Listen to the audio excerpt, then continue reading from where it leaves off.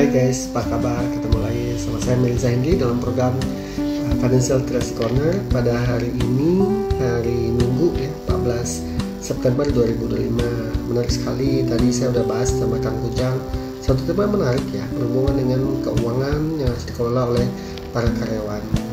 Percaya nggak sih ketika temuan saya banyak sekali karyawan yang salah dalam kelola uang, dan ini berdampak pada diri dia baik semasa mereka masih aktif sebagai karyawan ataupun menghadapi masa pensiun seperti disampaikan Kang Ujang tadi gitu.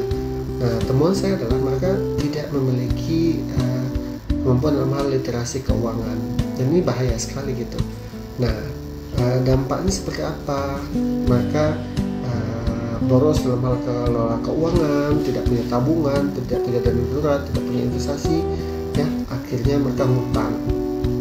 Nah, ngutang itu menjadi masalah bagi para karyawan menurut saya, karena sekali mereka punya hutang, dia tidak pernah bisa berhenti hutang. Nah, oleh karena itu saya melihat hal yang harus mereka lakukan sebagai karyawan saat ini. Pertama adalah jelaskan mereka harus memahami literasi keuangan yang baik. Pelajari literasi keuangan ini dari berbagai sumber lah. Dan insya Allah kami di Radio Kelight juga fokus dalam hal mengedukasi setiap minggu pagi ya, setiap minggu pagi dalam program financial literasi. Yang kedua adalah tetapkan miliki pola pikir orang kaya dalam kelola uang. Ini penting sekali. Jangan miliki pola pikir orang miskin dalam kelola uang. Kenapa? Kalau pola pikir orang miskin itu mereka menggunakan uangnya habis dan untuk konsumtif, FOMO ya, impulsive buying, dan sekarang itu menjadi sering mereka jadi sebuah hal yang biasa buat mereka gitu.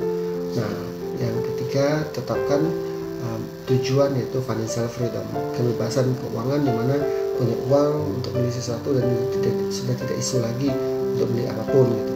Nah, baru itu menerapkan money management, manajemen uang. Ada 6 hal yang menurut saya penting sekali money management. Yang pertama adalah tetapkan pendapatan itu harus minimal 2 kali dari kebutuhan sebulan, dan itu nggak boleh dari satu sumber. Jadi sahabat-sahabat harus berusaha untuk mendapatkan sumber pendapatan lainnya agar bisa meningkatkan revenue gitu. Nah, yang kedua, lunasilah hutang-hutang kecil gitu ya, yang bisa teman-teman bunganya berkecil itu ya, bunga berkecil bertahap gitu. Jadi hutang, dan tidak boleh berhutang lagi gitu ya untuk konsumtif. Ini penting buat kita pahami gitu. Nah, selanjutnya sahabat-sahabat sekalian harus menetapkan usaha untuk mengumpulkan dana darurat minimal 10 juta ya sebulan. Dan darurat itu 10 juta gitu.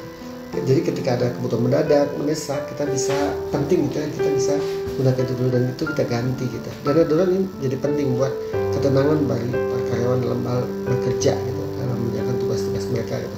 Nah, selanjutnya mulai nabung pendidikan diri. Bagi saya pendidikan diri itu penting sekali. Ini adalah investasi pada diri ya, kita masing-masing.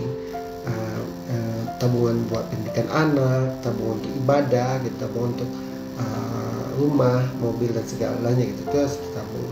Nah, terakhir adalah berinvestasi. Bagi saya kata kunci buat kita adalah berinvestasi. Nah, yang kalau penting adalah berhemat. Nah, tadi ya, berhemat dengan investasi ya, kunci penutupnya. Itu sama-sama tadi bahasa saya dengan Kang Ujang, bagaimana mempersiapkan literasi keuangan buat para karyawan. Insya Allah dengan seperti ini akan memperbaiki kondisi ekonomi karyawan di masa depan. Itu saja yang disebutkan financial literacy for financial freedom.